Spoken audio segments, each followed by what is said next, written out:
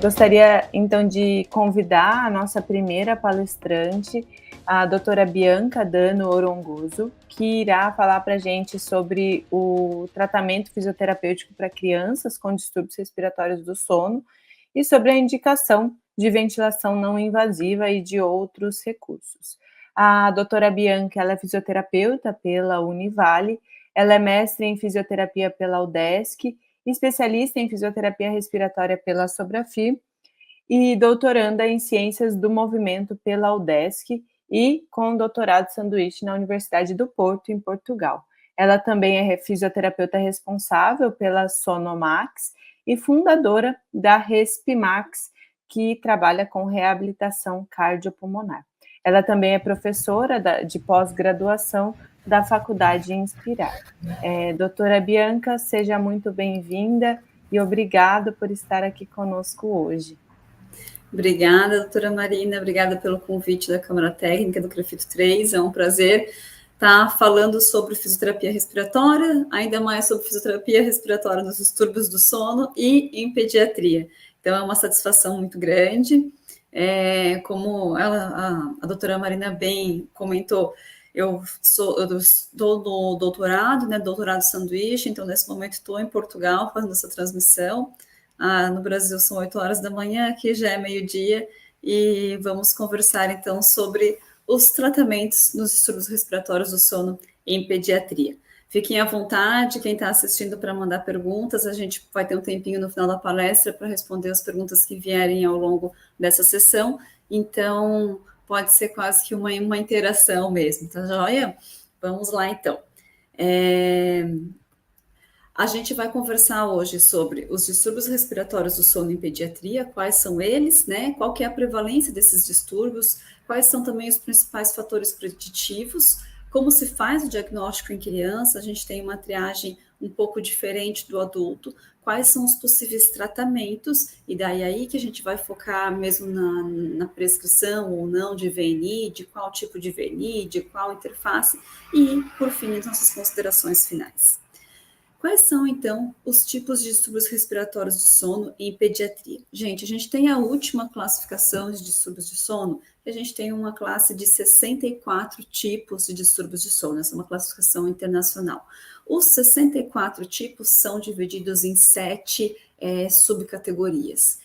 Dentro da categoria dos distúrbios respiratórios, existem 7 tipos também de distúrbios respiratórios de sono em crianças. Para não detalhar tanto, porque a ideia aqui não é falar sobre só os distúrbios, mas vamos cair direto no tratamento, eu trouxe a definição que a gente tem na nossa recomendação de práticas do papel da fisioterapia no manejo de distúrbio do sono, publicado pela Associação Brasileira do Sono em 2022. Ali é citado apenas o ronco primário. O ronco primário, um ruído, né, uma oscilação do palato mole durante a inspiração e gera uma obstrução parcial. Então, o ronco primário na criança já é um diagnóstico de distúrbio de sono. Ele não é só um roncador, ele é um roncopata, é considerado patologia.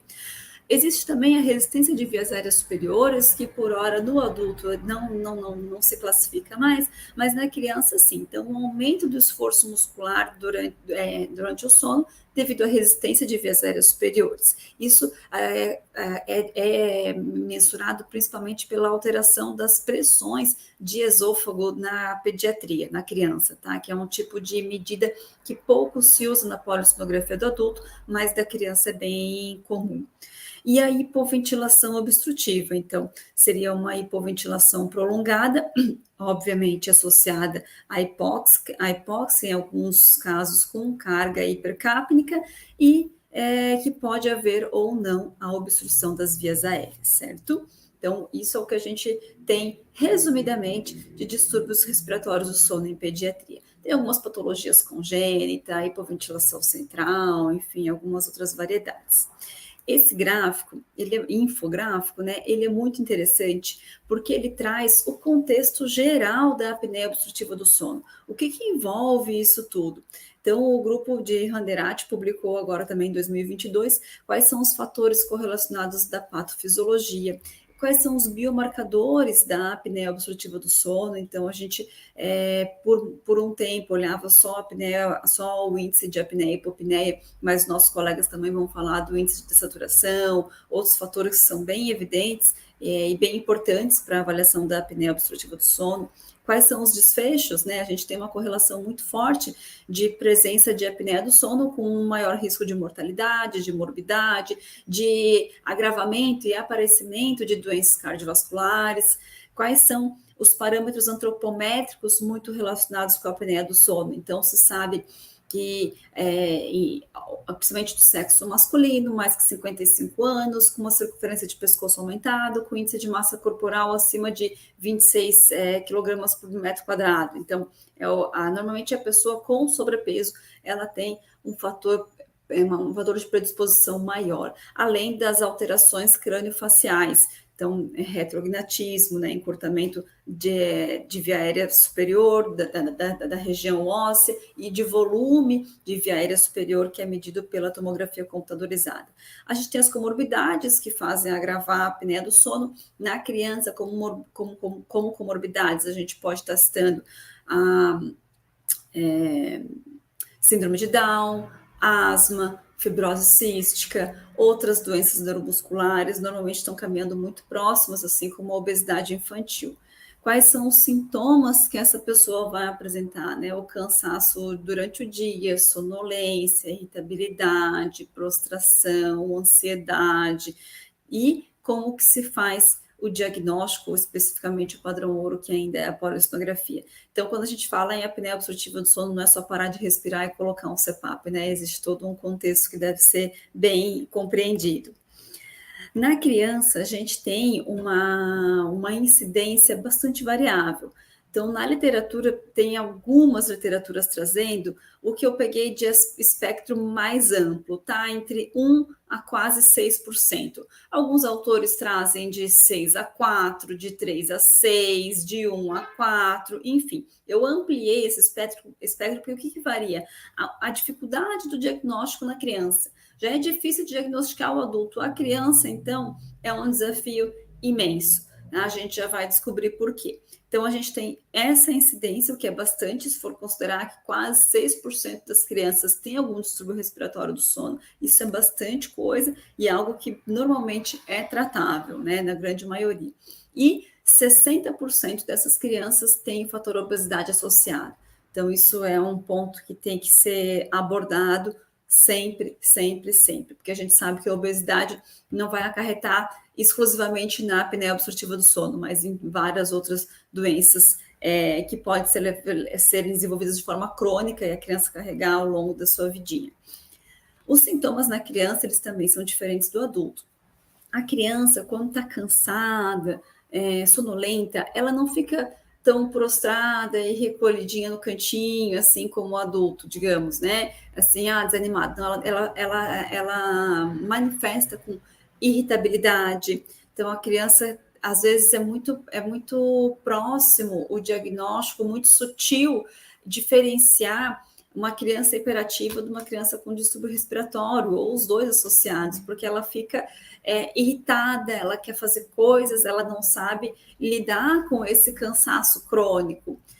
E manifesta-se também com diminuição do rendimento escolar. Então, dificuldade de aprendizado, a parte cognitiva, essa diminuição do seu desempenho cognitivo e escolar pode levar essa criança a um afastamento do seu meio social. Então, ela vai ficar assim, nesse momento daí, triste, afastada durante as atividades de brincar, ela não vai ter tanto desempenho físico, porque ela está fadigada, ela está cansada de noites mal dormidas, e isso sim, levando a ansiedade e depressão entre crianças com distúrbio respiratório do sono. Existe um dado também americano, onde, infelizmente, mais da metade das crianças americanas que tentaram ou até concluíram um suicídio, elas tinham um fator de algum distúrbio de sono associado. Então, é um acometimento muito grave. Os principais fatores de risco na pediatria são hipertrofia de adenoides, então a gente tem as amígdalas hipertrofiadas, e a obesidade. Nesses dois fatores, gente, que eu quero observar desde agora, do começo da nossa conversa, é que nós ainda não temos recurso fisioterapêutico para intervir na hipertrofia de amígdalas, tá? Alguns pesquisadores já têm trazido radiofrequência, alguns desses recursos que muito possivelmente, quando tiver mais comum acesso, ainda vai ser feito em consultório médico. Então, se o indivíduo, se a criança é diagnosticada que o fator causador da subsorção de viária superior é a hipertrofia de amígdala, então esse tratamento até por hora não vai competir ao fisioterapeuta. A gente vai ser coadjuvante, eu já vou mostrar como de várias formas. E a obesidade a gente consegue intervir sim, né? Então, o mínimo de educação e saúde para essa família, prescrição, né, acompanhamento do exercício, isso sim.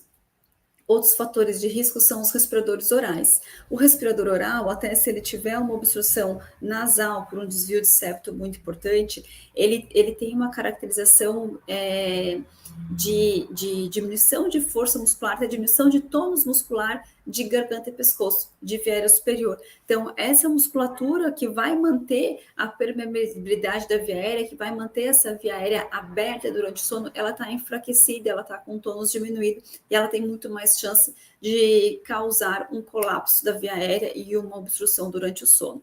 Então, a criança respiradora oral, ela é paciente da fisioterapia respiratória e ela merece um olhar bem aguçado. O respirador oral vou reformular a frase. O respirador oral, ele precisa de avaliação do sono. Uma avaliação respiratória de respirador oral que não inclui a abordagem de sono, ela está incompleta. Quais outros fatores intrínsecos, né, e extrínsecos que a gente tem na literatura? Então, as avaliações de limitação de viária respiratória, inspiratória, né, uma oscilação de outros fatores de patente de via aérea, onde a gente tem essa diminuição de tônus muscular, principalmente, e as outras alterações extrínsecas que podem ser alteradas, né? Os fatores anatômicos, alguns distúrbios neuromusculares que podem ser abordados e alguns estágios inflamatórios, a criança com rinite, com sinusite, isso pode aumentar a inflamação de viária superior e isso gerar um edema e isso daí, por sua vez, ser um fator causador de uma apneia que seja intermitente, né? Mas aí seria um fator que a gente consegue modificar. Quais as complicações da apneia obstrutiva do sono? Não estamos falando de sintomas, estamos falando de complicações da apneia obstrutiva do sono em crianças. Então, vamos lá, a gente teria uma respiração saudável na primeira imagem, na segunda ali a gente já tem uma obstrução, onde o ar que entra pela narina ou pela boca, ele não consegue descer para vias aéreas inferiores e para os pulmões, e ali muito associado à questão obesidade, certo? Esse estudo de Thomas, eles trouxeram 5 principais grandes complicações, grupos de complicação. Então, complicações cardiovasculares, endoteliais, metabólicas ou endócrinas, neurocognitivas e psicológicas. Então, vejam, gente, que as complicações do adulto, aí sim, elas vêm e já começam na infância, quando a criança tem a apneia obstrutiva do sono. Pensa se a criança tem 6 anos de idade, ele é apneico, ele não teve uma abordagem adequada, um diagnóstico, e ele vai carregar essa apneia obstrutiva do sono até os seus 40, 50 anos para descobrir, o acometimento e daí ser tratado. Quantos anos de exposição e quantas comorbidades ele vai carregar ao longo da vida por algo que poderia ser intervido já na infância, né? Então, a gente tem diversas complicações de hipertensão arterial, insuficiência cardíaca congestiva, doença vascular periférica, né? Vários fatores associados, como eu comentei antes, de ansiedade e depressão. Então, a gente tem que investigar mais as nossas crianças. Vamos falar como que se faz o diagnóstico, então. Sabemos a importância de avaliar o sono, como que se tria. Padrão ouro, gente, é polissonografia, ainda, tá? Eu falo ainda porque muita coisa nova tem vindo na literatura. E essa imagem é exatamente isso, a polissonografia padrão 1, a polissonografia tipo 1, perdão, onde a gente tem os sensores de esforço respiratório, torácico, fluxo, microfone, eletroencefalograma, eletrocardiograma, eletromiografia. Então, pensa, gente, a gente colocar uma criança, como ali na imagem, essa criança ela deve ter de 2 a 3 anos, para fazer um exame desse. É muito difícil. É um desafio, assim, que é de bater palmas para os laboratórios de sono que fazem a avaliação de criança. Então, quando a gente começa a pensar em fazer polissonografia em criança, primeiro é muito difícil o acesso.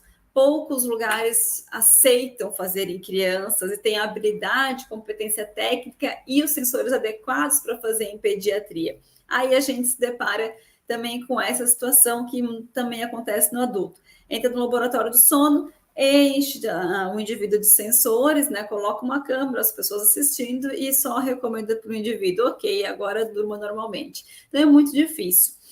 A gente já tem alguns caminhos para facilitar o diagnóstico.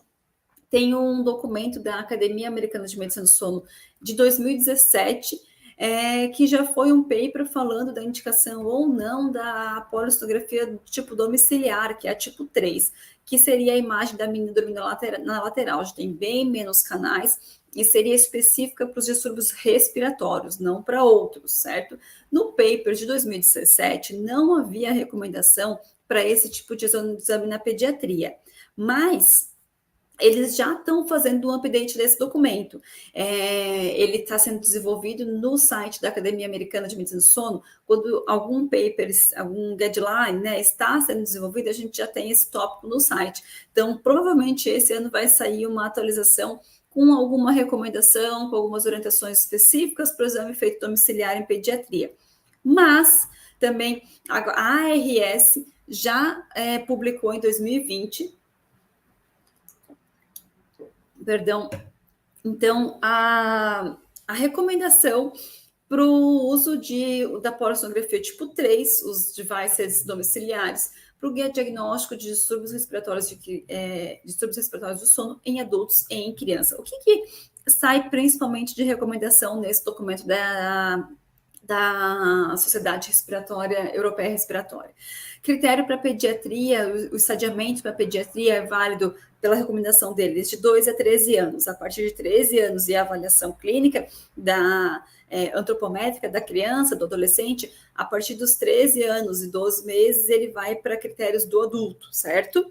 Isso já é um passo muito grande para a gente da PED, só de ter essa divisão, porque era um limbo, né? Eu vou usar o critério da pediatria até os 18, quando a gente tem aquelas adolescentes gigantes no padrão adulto, então isso já é bastante coisa.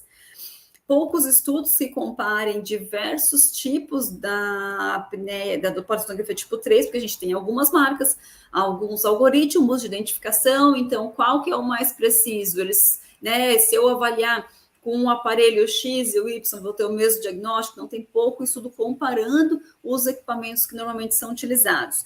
Pode haver a perda de sinais, se houver perda de sinais, assim como no adulto a gente vai refazer o exame, então os critérios são mesmo do adulto, no mínimo 4 horas de registro com todos os marcadores, tem um mínimo de sinais necessários, então a polissonografia tipo 4 ainda não é recomendada, ou a actigrafia só tipo 3. Na criança, recomenda-se fazer 2 noites de registro, para entre as duas selecionar a melhor noite, tem que ter uma boa orientação dos responsáveis do que vão acompanhar, e ainda a necessidade de nomenclatura dos achados, ainda tem conforme o grupo, o país, até aqui a gente já vê divergência, né, entre a Academia Americana, que não lançou a nova recomendação, a RS já publicou, então, assim, padronizar um pouco mais esse universo do sono dentro da pediatria ainda é um desafio. Aí a gente tem os valores normativos, porque é importante, né, a gente fala de distúrbio, o que é normal dentro da criança, né, então a gente tem que ter um período maior de 6 horas de sono, de uma eficiência do sono, considera-se que a pessoa está efetivamente dormindo em sono não REM ou REM mais de 85% da noite, ter uma latência, quanto tempo que ela deitou na cama e começou o sono de 23 minutos, o índice de despertares de 9 a 16 eventos por hora, né, e o tempo de sono REM, então a latência para o sono REM, perdeu quantos minutos que ele vai até iniciar o sono REM. Então essa tabelinha aqui, ela é bem didática para quem está começando a trabalhar com sono, entender, olhar, a primeira coisa, em vez de procurar problema na polissonografia, é ver se está bem, né? Saber o que é o certo. A partir da gente saber o que é o ideal, a gente vai achar os distúrbios. Então, é muito importante. Recomendo a leitura do artigo, a referência está ali embaixo. Se você quiser o artigo na íntegra, pode me perguntar no final da palestra e eu compartilho sem problema nenhum.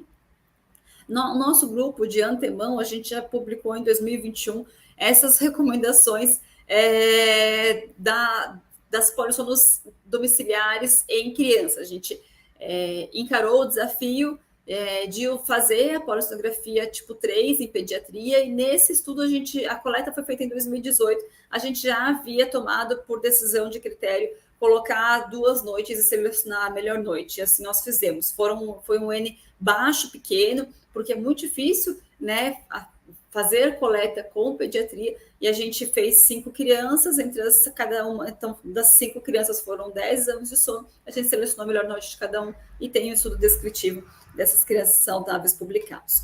Como se classifica a apneia obstrutiva em criança? Então, a partir de um eventinho por hora só, ele deu um ronco, ou teve um evento de resistência de vias aéreas, gente, ele já é considerado com diagnóstico.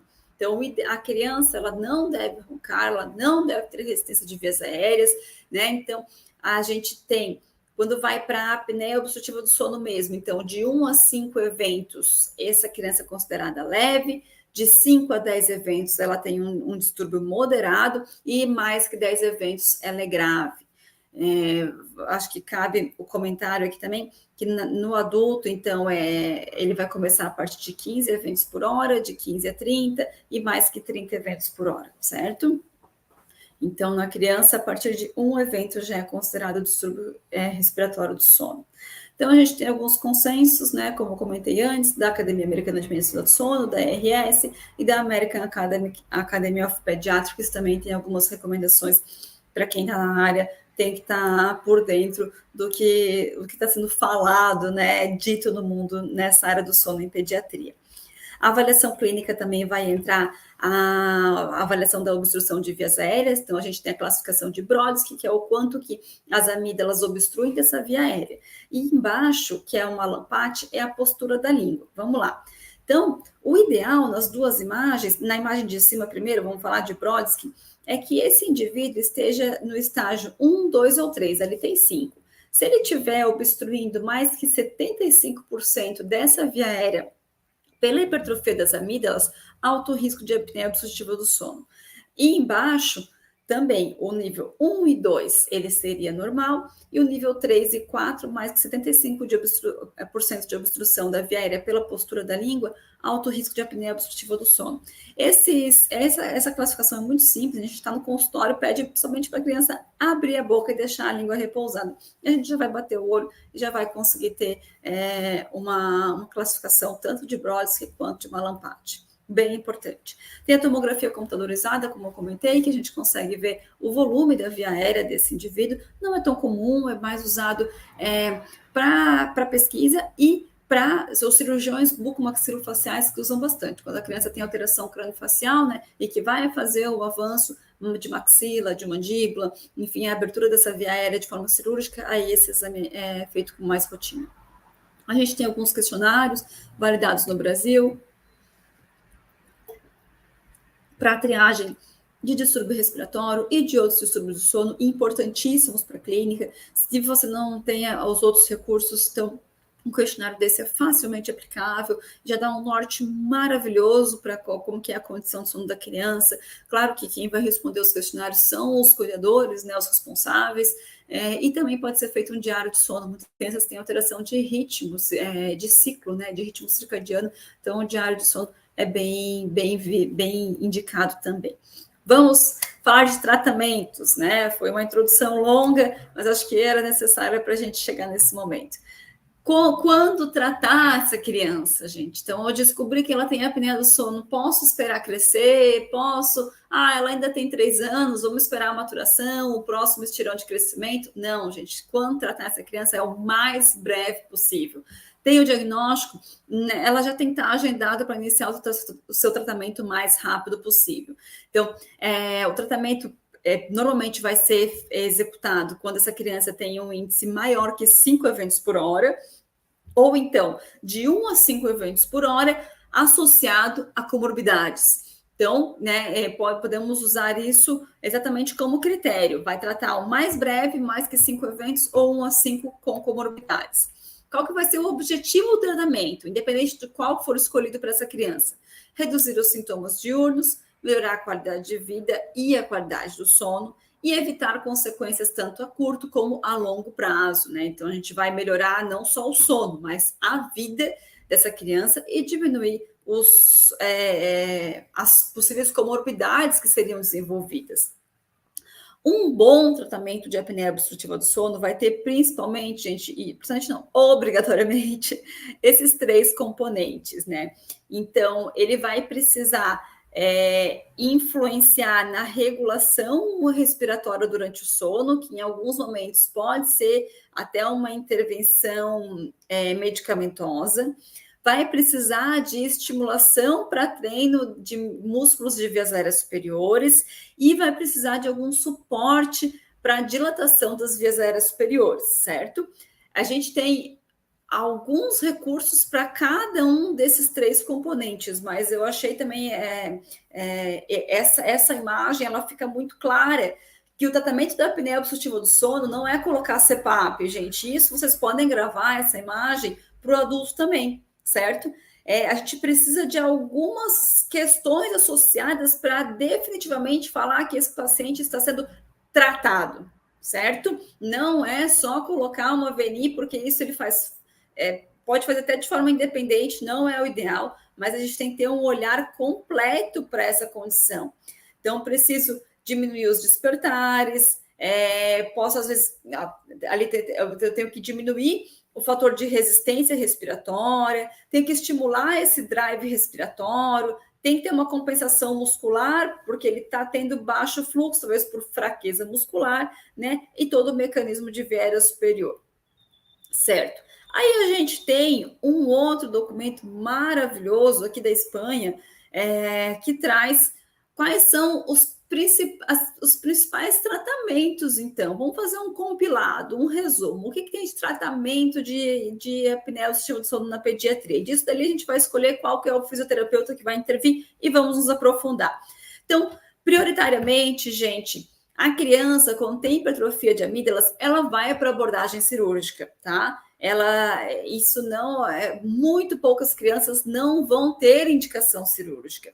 E a gente tem que caminhar de mãos dadas com o cirurgião, porque a gente pode vir do pós-operatório, do pré-operatório dessa criança, né? Então, a adenotonsilactomia, então, retirada das adenoides, das tonsilas palatinas, para os casos que tem mais que 5 eventos por hora, ali com comorbidades, né? E outras abordagens cirúrgicas com as alterações crâniofaciais. A partir de então, a gente vem com as ventilações não invasivas, ou CPAP ou BiPAP. Já vamos ver depois em cada momento qual que vai entrar, em que momento que entra o CPAP, em que momento que entra o BiPAP. Ali a terceira abordagem, gente, tipo perda de peso, né? Se a criança tiver obesidade, ela tem que entrar num programa de redução de peso. A gente tem que caminhar, trazer a nutricionista, pegar de mão dada, né? O educador físico, e a gente fazer uma força-tarefa que... Outra questão importante, normalmente a criança ela não é obesa sozinha, né? Ela está dentro de uma família obesa. Então, normalmente é uma abordagem não exclusiva com a criança, mas com todo o seu contexto familiar. A gente pode a gente não, mas a criança pode receber intervenção também de tratamentos ortodônticos, nos casos onde tem que ter essa expansão, principalmente de maxila, já vou mostrar para vocês, e algumas vão recebendo tratamento medicamentoso, certo? Quando tem muita inflamação de via aérea, outras comorbidades, né? Normalmente está com comorbidade associada. Então, a gente tem um leque de 5 tratamentos: cirúrgico, VNI, redução de peso, ortodôntico e medicamentoso. Dos fisioterapêuticos, vamos voltar lá para o documento que eu comentei anteriormente na definição dos distúrbios respiratórios, das nossas recomendações da Associação Brasileira do Sono. Quais são os tratamentos fisioterapêuticos para as crianças com distúrbios respiratórios? Então, gente, como eles classificaram, então, tudo baseado na escala SORT, então, e a gente, SORT, né? A gente tem a classificação A, B ou C, e quando não há evidências científicas. Então, a indicação de BIPAP teve forte recomendação para casos de hipoventilação, a monitorização da apneia residual, então, o acompanhamento, né, esse follow-up do paciente pós iniciar o tratamento, forte recomendação. O paciente bem acompanhado, ele tem muito mais chance de adesão no seu tratamento, então ele precisa ser acompanhado de perto. Orientação quanto ao tratamento de obstrução nasal, então é recomendação B, né, obstrução nasal, ele vai com corticoide de SNF, né, ele vai de PUF.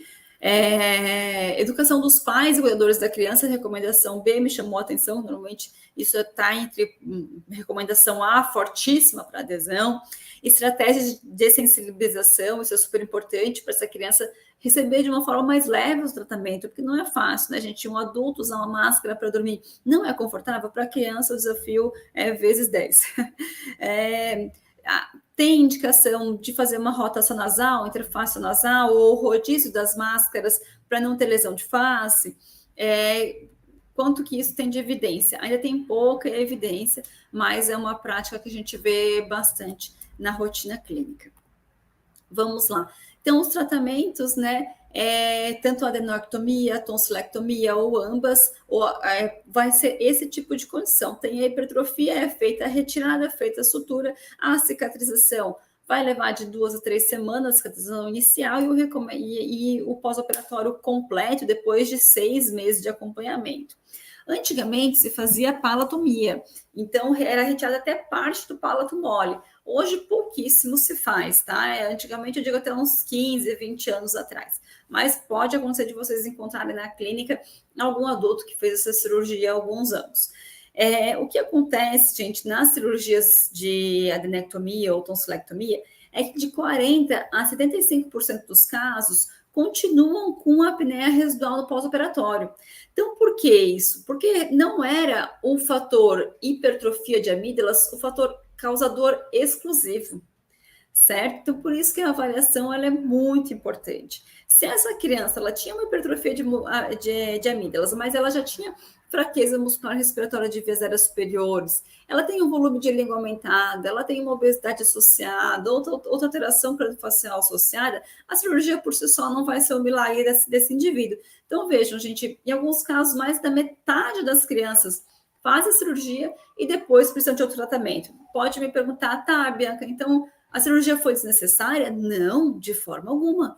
Muito dificilmente a gente conseguiria tratar essa criança depois se ela continuasse com essa obstrução mecânica, né? Como que eu vou colocar, por exemplo, um nível pressórico, uma VNI, se ela tem uma obstrução física ali, mecânica, de 75% da via aérea que está obstruindo aquela gargantinha? A gente precisa abrir, liberar, esperar, cicatrizar e, se necessário, entrar contra a abordagem, certo? Outra opção, a expansão maxilar. Então, diferente das mandíbulas, a gente tem, né, a expansão em casos de retrognatismo. Em alguns casos é feito tanto com aparelho ortodôntico quanto de forma cirúrgica. Então, é feita a fixação na maxila e é feita a expansão, como eles comentam, expansão de junção rápida da maxila, né? Então, pode ser feita numa abordagem cirúrgica ou acompanhando por algumas semanas pelo seu ortodontista. Nossos tratamentos de ventilação não invasiva. Gente, temos tanto o CPAP no modo pressão fixa, que nós chamamos de CPAP, de PAP, perdão, e o modo automático, que daí nos artigos aqui vocês vão ver que vai estar com a nomenclatura modo APAP.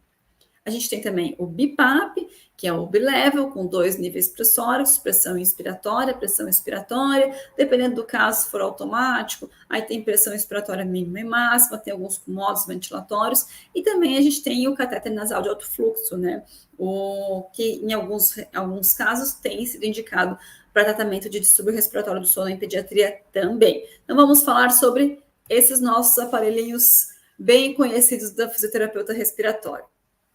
Vamos lá. Quando comparar o CPAP, então, que é o equipamento de pressão fixa, com o automático para apneia obstrutiva de sono em crianças. Qual que é o melhor, gente? Se eu optar por um CPAP, esse CPAP vai ser fixo ou vai ser automático? Nesse grupo, foram estudadas 27 crianças, com uma média de faixa etária de 12 anos. E dos 27, 21 tinha apneia obstrutiva do sono grave. A principal barreira de adesão, porque nem todos usaram até o final, foi o desconforto. Gente, desconforto é quase que, eu não quero usar aqui 100%, mas é muito frequente, né? Então, essa desensibilização, essa empatia, paciência, com a criança, com a família, é importantíssimo. E antes disso tudo, vem a conscientização, educação à saúde. A partir do momento que a família entende a gravidade e as consequências da doença, fica muito mais fácil a adesão ao tratamento e a conscientização de dizer, não, o meu filho precisa desse tratamento, né? Então, educação em saúde em todo momento. Em relação à adesão, não houve diferença significativa entre a tolerância tanto com o CPAP ou com o automático, certo? Ambos os que descontinuaram o tratamento descontinuaram por desconforto e nas duas situações. Agora, eles veem também uma maior adesão quando comparado também CPAP, a pressão fixa e automático, gente, nas crianças mais novas. Por quê? Porque os mais novos, quem controla, quem orienta, quem ainda manda ali no contexto, são os responsáveis, né? São os pais. Então, eles que colocam na criança, não fica como um adolescente independente para colocar e tirar a hora que ele quiser. Então, a adesão maior foi nas crianças com idade mais novas, as que frequentavam o ensino fundamental e as que eram mais graves, que tinham um índice de apneia e hipopneia maior no diagnóstico, e também aquelas com distúrbios cognitivos. Os distúrbios cognitivos também vêm pela iniciativa dos pais de colocarem a interface na criança e fazer o tratamento. E o índice basal de apneia e hipopneia ser mais grave, isso é bem parecido com o do adulto, que é muito mais fácil aderir ao tratamento aqueles que são mais graves ou aqueles que são mais sintomáticos da doença, né? Então, a gente encontra esse desfecho também bem claro nas crianças. Esse estudo, eles acompanharam as crianças por 2 anos, foi um acompanhamento bem longo. E agora, então, aqui, quem está na área, quem quiser entrar na área, vale a pena o print dessa tabela, que ela é maravilhosa. Então, vamos lá, gente. Qual tipo de recurso que eu vou usar? O CPAP, o automático, de pressão fixa, o BIPAP, com qual módulo ventilatório, em qual situação, nos distúrbios respiratórios de criança. Vamos vendo um por um. Eu não tenho o ponteiro aqui para apontar para vocês, mas vocês conseguem acompanhar. Se a gente usar o modo de pressão fixa, ele é indicado para a apneia obstrutiva do sono. Ponto, certo? Em pediatria. Eu não vou ver todos os detalhes ali de funcionalidade, prescrição e tal, e umidificação. Aqui vocês têm todas as informações e a referência do documento completo para quem quiser pesquisar. Se a gente for optar, para quem que eu vou optar? O equipamento automático. Então, para aqueles que têm apneia obstrutiva do sono, que tem apneia residual, ou a presença de apneia obstrutiva do sono somente durante o sono REM, quando tem já foi titulado com automático na polissonografia, e foram aqueles pacientes que vieram fizeram uma redução muito rápida de peso, ou cirurgia de viária superior ali, ou até aqueles que não aderiram à pressão fixa, podem vir para o automático. Quem que vai para o BIPAP, gente? Para o BIPAP, vem aquelas crianças que foram intolerantes ao CPAP, tanto pressão fixa como automático, e que relatam muito desconforto exalatório. A gente consegue melhorar esse desconforto. Qual que é o desconforto exalatório? Porque o CPAP, ele é contínuo, né? Ele não para em momento algum, mas quando a gente está exalando ar, vem um nível de pressão. Com o BIPAP, a gente consegue regular isso um pouquinho mais, para ficar um pouco mais leve a fase exalatória. Então, parece que é sutil, mas faz uma diferença gigantesca no conforto para a pessoa adaptar e aderir, ficar respirando com esses níveis pressóricos ao longo das noites e dos meses, dos anos, né? Então, quem tem muito desconforto durante a exalação pode migrar para um BIPAP.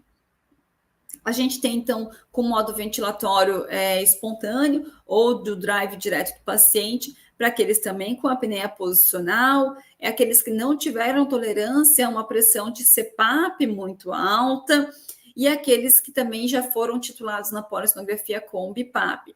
Quando a gente fala de BIPAP também, gente, normalmente estamos falando já de crianças com comorbidades, ou crianças com doenças neurodegenerativas, doenças, qualquer outra doença neurológica. Essa criança, muito provavelmente, ela vai ser tratada com BIPAP e não com CPAP, ok?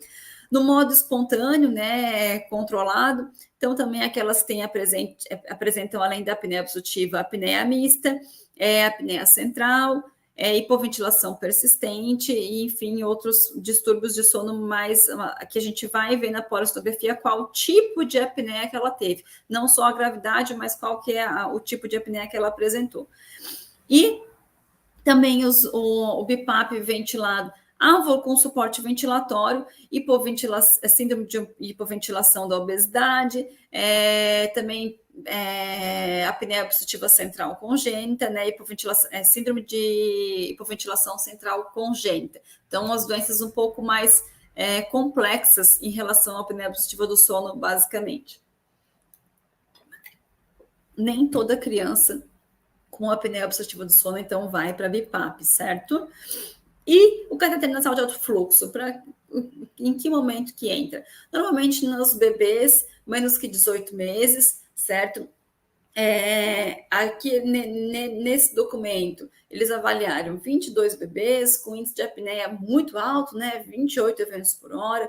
Desses, 19 receberam tratamento e o índice de apneia e hipopneia após o cateter nasal de alto fluxo foi de 2,6. Ainda cai numa classificação de apneia sonora residual, né? Dos 22 bebês, 12 continuaram o tratamento e 5 descontinuaram também por intolerância. Então, não existe ainda um tratamento assim que não gere qualquer desconforto, qualquer nível de intolerância, que seja confortável, leve, fluido. Afinal de contas, é um suporte ventilatório. A pessoa vai estar respirando mais do que respiraria em volume corrente. Então, é um desafio muito grande criar um tratamento confortável para restrição de fluxo aéreo durante o sono.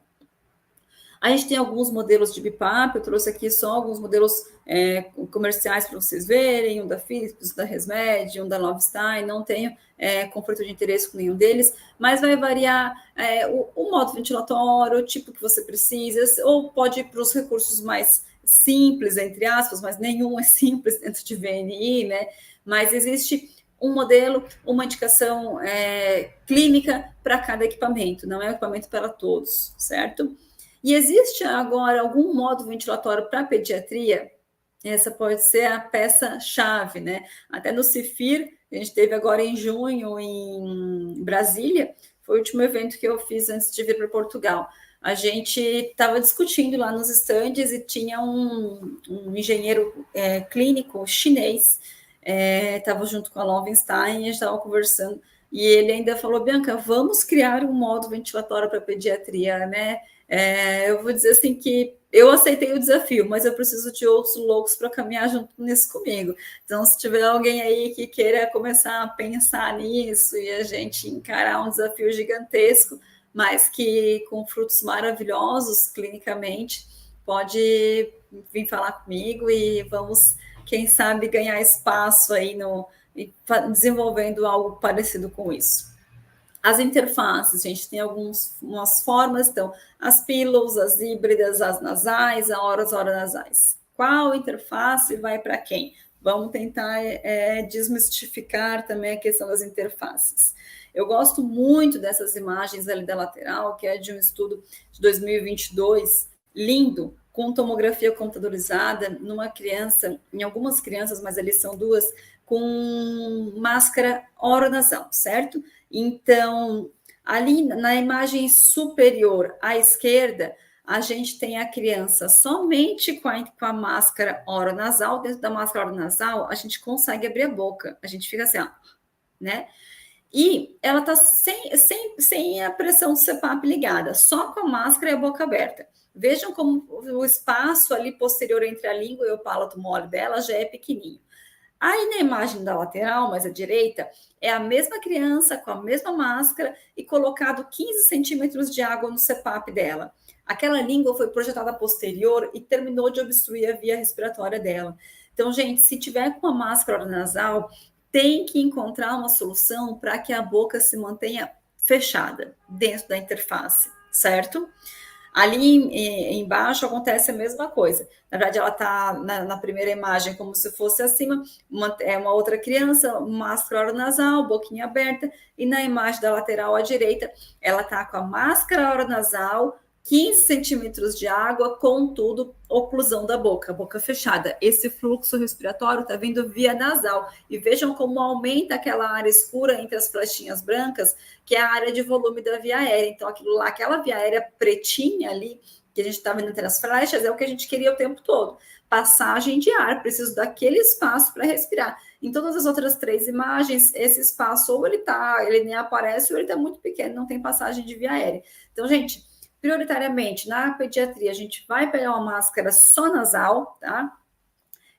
Se for escolher uma máscara nasal, tem que manter a boquinha fechada da criança. Tem algumas estratégias para manter a boca fechada. Não é a conversa de hoje, mas a gente pode estar esclarecendo.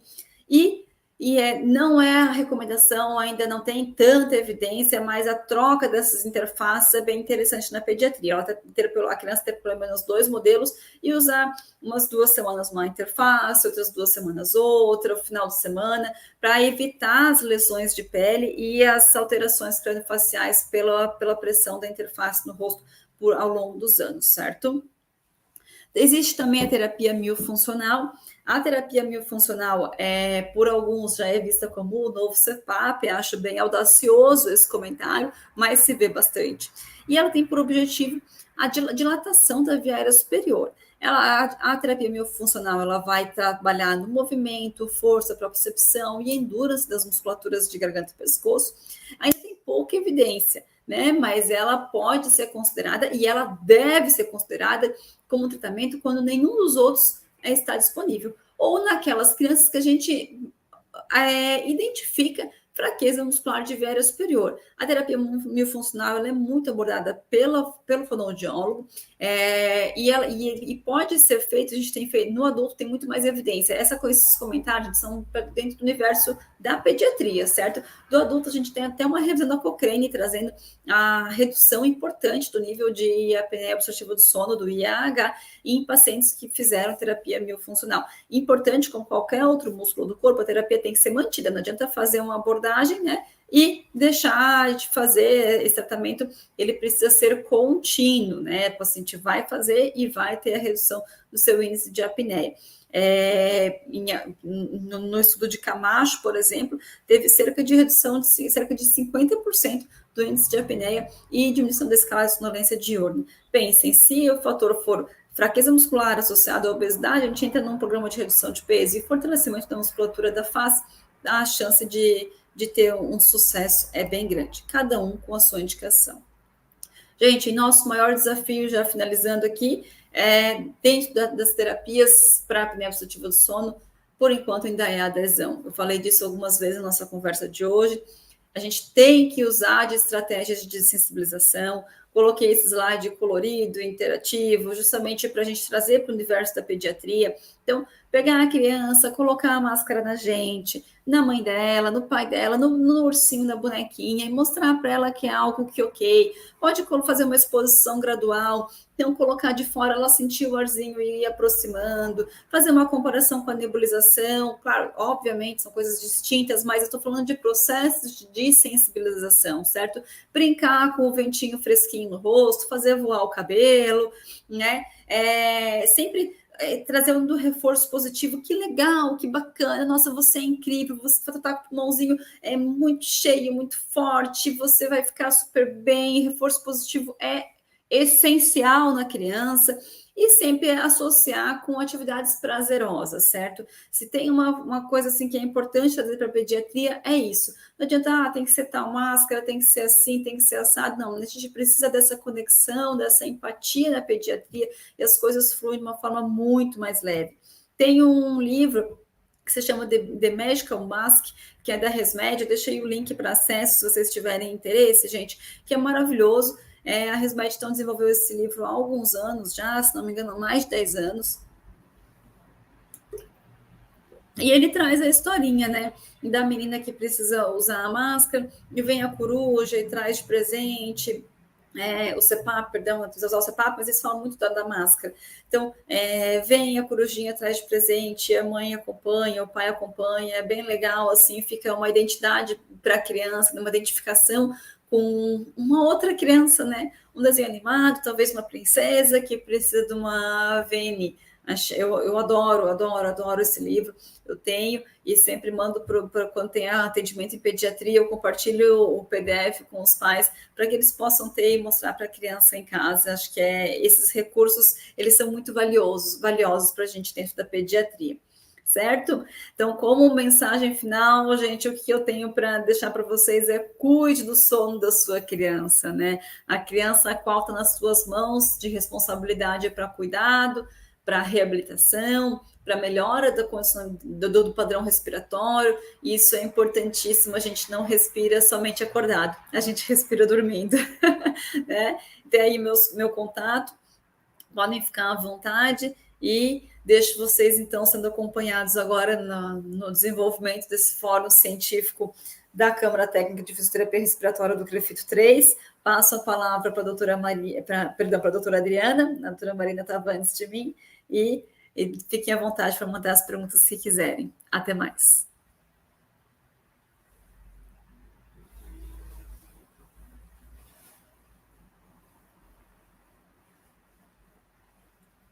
O microfone estava silenciado. Sim. Obrigada pela palestra.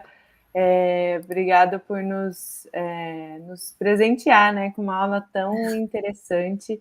É muito legal. Eu falo que a área do sono é uma área que eu tenho atuado bastante, mas o sono em criança é um novo universo, né? Então eu já fiquei aqui chocada que mais de um evento de ronco já vou ficar de olho nas minhas crianças aqui. É bem isso, assim, Marina. Graças a Deus, na nossa era o sono tem crescido muito, né? Mas quando a gente fala de pediatria, é tudo, né? É um universo paralelo a pediatria. E até eu não comentei que o foco não era o diagnóstico. Além de ser só um evento, por exemplo, na polissonografia da criança, em vez de a gente ter o evento por 10 segundos, pelo menos como é no adulto, na criança são 2 ciclos respiratórios. Então é muito rápido. Né? A triagem, a fazer a leitura de uma polissonografia em pediatria é um desafio, porque a partir do momento que tem aquela obstrução de fluxo por 2 ciclos só, já é considerado evento associado à hipopneia, né? A hipoxemia. Mas é muito baixo, né? Meu Deus, eu já falei que vou ficar aqui de olho nas crianças dormindo para ver se ronca. Nossa, muito obrigada. A gente teve 2 perguntas aqui no chat. A Ana Cláudia, inclusive minha colega de doutorado aí, ela perguntou sobre o terror noturno, né? Se o terror noturno tem alguma relação com a apneia do sono em criança. Olha, eu já acompanhei crianças de terror noturno, na verdade, de pediatras que mandavam assim, para a gente trazer alguma opinião. Sinceramente, Ana Paula e Marina, eu desconheço algum documento que traga correlação do terror noturno com a apneia obstrutiva. Vou falar do que eu conheço dentro da apneia obstrutiva e do pouco que eu li de terror noturno. Eu acho que deve ter baixa associação, porque o terror noturno ele é uma parassonia, né? Ele é um distúrbio neurológico e caminha dentro dos padrões de insônia. O que teria de algo similar entre os 2 distúrbios é que os 2 acontecem, na grande maioria, durante o período REM de sono, né? Mas, assim, como a criança com terror noturno tem mais chances de apneia obstrutiva do sono, ou ser fator causador do outro, eu desconheço e acredito que deve ser baixo, mas posso estar enganada nesse aspecto. Legal. E a Janaína, ela perguntou se a adesão ao CPAP na pediatria é também de pelo menos 4 horas de uso noturno. Isso sim, é o mesmo padrão do adulto, no mínimo 4 horas por noite, exatamente. Tanto que até os critérios para aceitabilidade da polissonografia são os mesmos, né? Mas da criança, sim. Isso quando a gente fala de uma apneia obstrutiva do sono pura. Agora, na PED, quando a gente fala da hipoventilação noturna, da hipoxemia congênita, aí eu preciso do período de sono completo. Legal. Ó, a Suelen perguntou, no caso da indicação de CPAP, é levada em consideração a recomendação do fabricante pelo peso corporal acima de 30 quilos? Pois é, algumas marcas vêm com essa indicação, né? Acima de 30 quilos. Algumas vêm acima de 13. Quando eu pego crianças abaixo de 15 quilos, eu vou sim, sempre pela recomendação do fabricante, e vou atrás de um ventilador, e aí é um outro tendão de Aquiles dentro da nossa área, né? Eu desconheço CPAP para menores de 30 quilos, então eu acabo utilizando um equipamento de alto custo num modo ventilatório mais simples que adeque para aquela criança. Entendi, legal. Fiquei bem curiosa, Bianca, sobre a formação, né, para se trabalhar com sono em pediatria. Se basta só a formação em pediatria, a formação do sono, como que a gente pode caminhar aí? Hoje, dentro da fisiorrespiratória, está tudo muito novo, né? Do sono como um todo, né? Mas não existe uma formação específica para o fisioterapeuta. No Instituto do Sono de São Paulo, a gente tem cursos de formação para pediatria, mas não aceitam ainda fisioterapeuta nessas abordagens. Inclusive, os médicos de sono, eles da pediatria, eles normalmente têm as 3 especializações. Eles são pediatras, são médicos do sono e pneumologistas, né? Ou otorrino. Então, dentro da medicina também não existe especificamente. Para nós, cabe exatamente isso como você comentou, Marina. A gente tem uma formação em fisioterapia respiratória pediátrica e em sono. Legal. E como que Bianca, eu fico curiosa assim também do mercado de trabalho, né? Porque a gente vê que a pesquisa ainda está caminhando. E como que está a inserção do fisioterapeuta nessa área, assim? Hoje ainda a gente recebe bastante crianças que vêm de centros neurológicos, né? Ou de encaminhamento de doentes crônicos ou neurológicos. Hoje, por exemplo, a gente ter um consultório comercial de sono, eu nem sei assim te falar uma estimativa de percentual de atendimentos em pediatria puramente de apneia. É muito baixo. A maioria são com comorbidades. Então, a clínica vem muito... A parte comercial... como você falou, não é comercial o termo, perdão, de atuação, né? Vai caminhar muito em parceria com consultórios de doenças respiratórias pediátricas ou doenças neurológicas pediátricas. Eu acho que está em expansão ainda, né? Eu falo que o sono no adulto está em expansão, o da pediatria, né? Ainda mais ganhando espaço aí. Bianca, muito, muito obrigada pela sua aula, foi muito gostoso ouvi-la falar. Eu acho que é a primeira vez que eu acompanho uma aula de sono em pediatria. Legal. Foi muito bom e obrigado, né, pela presença internacional aí, você em Portugal, vindo falar com a gente, se disponibilizando para estar aqui hoje. Muito obrigada e conte conosco aí para... Obrigada, gente. Então, até a próxima. Aqui também a gente está com uns projetinhos, depois a gente pode conversar, Marina, também de avaliação de sono, num outro grupo bem novo. E foi um prazer compartilhar com vocês. Estou à disposição a todos e até as próximas. Até mais. Muito obrigada, Bianca.